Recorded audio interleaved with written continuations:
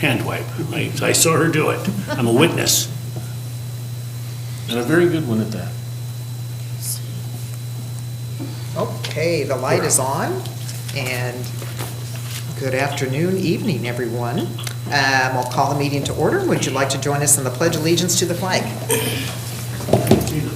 I pledge allegiance to the flag of the United States of America and to the republic for which it stands, one nation under God, indivisible, with liberty and justice for all. All right. Okay, Holly, roll call. Bessie Johnson. Here. Olson. Here. Coburn. Here. Sykes. Here. Alex Johnson. Here. Kellum. Here. Mayor Knopa. Here. Okay, we have one agenda item. So Peter, would you like to explain this resolution? Good evening, Mayor. Good evening, Council. Last Friday, in recognition of the emergent circumstances in which we found ourselves last week, we prepared a declaration of an emergency for the mayor's signature. Per the city's code, the mayor can sign that, and it provides a number of different benefits to the city. It allows the manager to make certain funding decisions and expedite them. It allows us to seek reimbursement from FEMA and other sources when that possibility presents itself. But the code also requires that the council ratify that declaration within 7 days. And so that's the purpose for which you're gathered, that's the single purpose for which you're gathered here this evening, is to ratify that resolution. Can I take any questions? Questions? Actually, I have had one constituent ask me when I kind of tongue-in-cheek said we're going to go down to declare an emergency. Well, gee, does that mean our rights are going to be given up? And I promised him no, if that was not going to happen. However, at that point, I didn't know that. Can you assure people that, in fact, this is not martial law? This is not, I mean, as you walk around the streets, you see people doing wacky things. I mean, how much toilet paper can you use? Those kinds of purchases, people going crazy, and without something saying it's not going to happen, people will make some kind of a conspiracy. So please elucidate. Sure, I can. You know, and Chuck Perino may want to comment on it too, but the option of declaring an emergency has existed within the city's code and many cities' codes for many, many years. And as an interesting aside, we found the 1919 proclamation from the Spanish flu. It certainly is not connected with taking away anybody's rights. We don't do it. It is entirely based on providing the city with the flexibility, city management with the flexibility to address emergent needs. It doesn't take away individual rights at all. And speaking more to what you talked about, I mentioned the other night when we last met that panic is not useful in any circumstances. It's not productive. It's never done anything good for anybody. There's no substitute for a cool, calm, rational approach to these problems. We've been in dire straits before. We've faced, as a nation, faced tough circumstances, and we've come through it. But we've done it with a determination to find solutions, to come together and find those solutions, and neighbor helping neighbor. So that's what I would ask people to do, is to look for opportunities to pull together, to find those neighbors of yours that need help, to recognize that no government, whether it's our local government, the county government, the state government, federal government, can handle everything in terms of the sudden demand that's placed on people. So it's really by coming together and facing the problems together that we'll come through it, and we will come through it. But no, nobody's rights will be abridged. That was what I wanted to know. Thanks. Okay. You need a motion to ratify that. I make that motion or move that, ratify that. A second. Okay. Any more discussion? All those in favor say aye. Aye. Opposed, same sign. Okay. Motion carried. All right. Thank you, Peter. And did you have anything else for this evening? that you No, wanted to I've been sending updates on a daily basis. I will tell you now that tomorrow, City Hall will be limited access to staff as we continue to work here, and to those who will have appointments to come down and see city staff. So that'll be consistent with the rest of the facilities that we operate, and also with cities around us that are also trying to comply with the imperative to socially distance. I do want to point out something that I saw earlier today that said social distancing does not mean social disengagement.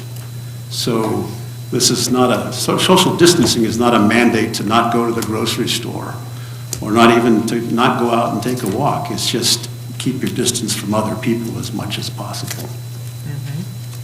Yep. I have Okay. All right. as I see both chiefs are here, and I'm just wondering how the police and fire are holding up right now. If I can, a thumbs up or a sideways thumbs, or, okay, that's all. Thank you. Very good. Okay. All right. Council have anything? Bessie? No. Dick? No. Okay.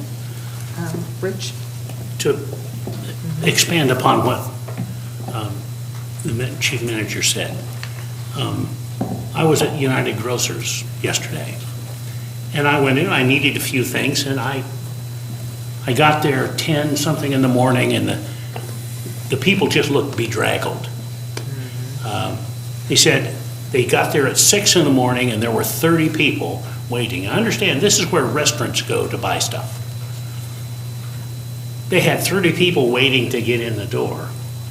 And I had 6 or 7 things, and the guy looks at me, he says, "You're not buying very much." Well, I don't need very much. And if people would just remember, if you don't need it, don't worry about it. You know, there are going to be people using toilet paper they bought the other day in 2027. You know? No, I like the one Facebook post said, the biggest item you'll see in garage sales this summer is going to be toilet paper.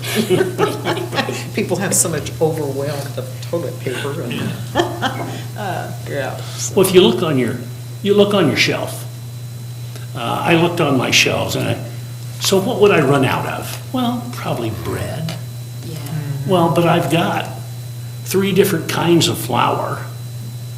I've got sugar and yeast and whatever else I can make bread with. I got enough meat I can live on just meat for 6 weeks. Or, I got a big chunk of beans. I got a whole bunch you just look on your shelf, you have a lot of food there that you're not thinking about when you're headed for the grocery store. You don't need to panic anything. Alex, did you have anything? Just that I've been reaching out to my clients, checking on them. A few of them have symptoms of bronchitis and things like that, but they're being social, they're isolating themselves as they should. I've encouraged them, if they need to talk to me, we'll do it over the phone or a web meeting. And so there's ways to get around, getting out and getting in space near people. I just hope that people not panic anymore, or at least not panic buy, because I saw a senior the other day at Safeway, and he was reaching for a roll of paper towel, and this lady just snatched it out of his hand, and I said, "Give it back to him." And it's just people are getting to the point where it's becoming distressing. That's horrible. So Yeah. we need to be better to ourselves and be better to other people. I would point out that the supply system is working fine, and supermarkets are being restocked every day. Yes. So there's really where the panic that is manifested creates more of a problem than the actual virus itself I does. totally agree. I absolutely agree with you. I'm good. Well, we've been telling people for a long time to get ready for an earthquake. And if this is any indication of the preparedness of the people in this town for an earthquake, they think they got it bad now, they ain't seen nothing. Utah just had theirs. And because at that point, you're not gonna have the supply chain that's up and running like it is right now. So I would say to people, if you're not prepared for an earthquake, take a look around. This is what you're gonna see. Good point. But they don't need to do that this week. Yeah, don't do it this week. Do it later, but Because there would be somebody out there pulling their hair out. it's just an indication, in my mind, this is just an indication. If they're not prepared for this, then they're sure as heck ain't gonna be prepared for an earthquake. And it's coming. We all know it. Utah just had their earthquake. All right. Bill, did you have anything? Not tonight, thank you. Okay, all right. I do have a comment.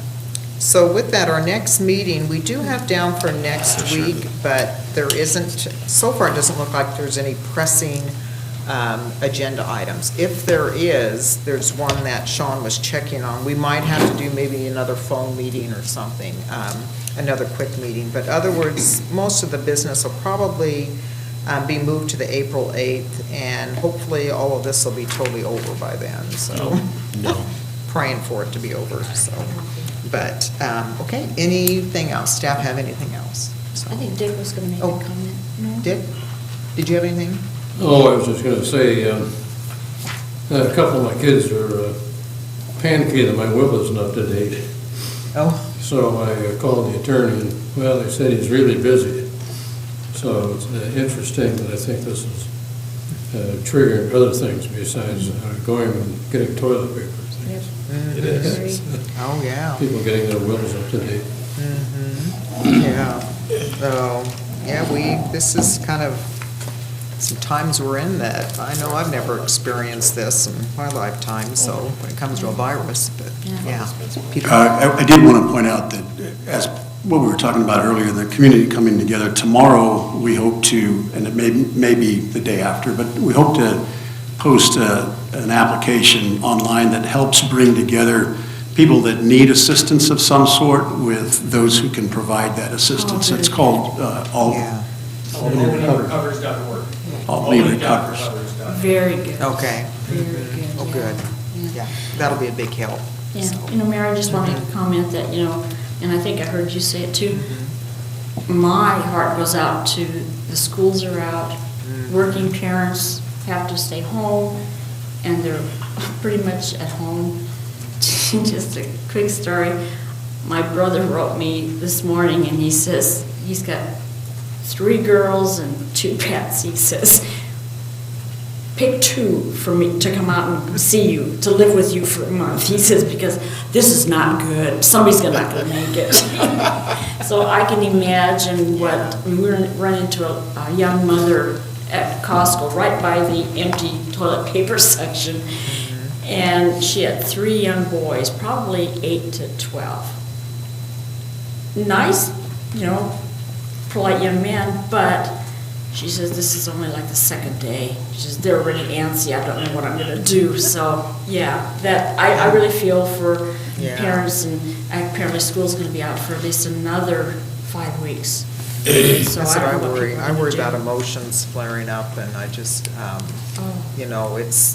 it's just kind of some, scary times coming up, but it is going to hit the economy. It is already hitting it. Oh, definitely. I'm just, I mean, that trickle-down effect is just hitting everyone, that, I even guess with the the- restaurant, every vendor, 2 restaurants are impacted, the everything. automakers are, everything. apparently, I heard today that they're closing, it's gonna be 150,000 people that are not reworking. Yeah, I know. Sad.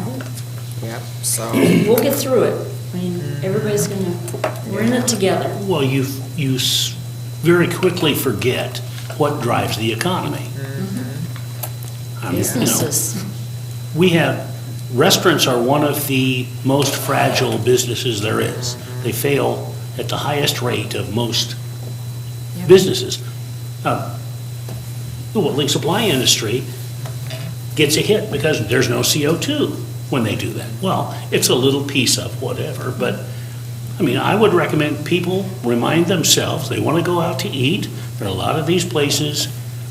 I know the Chamber of Commerce has posted places that are doing, For curb service, yeah. yeah, curb service or Delivery. delivery or pickup.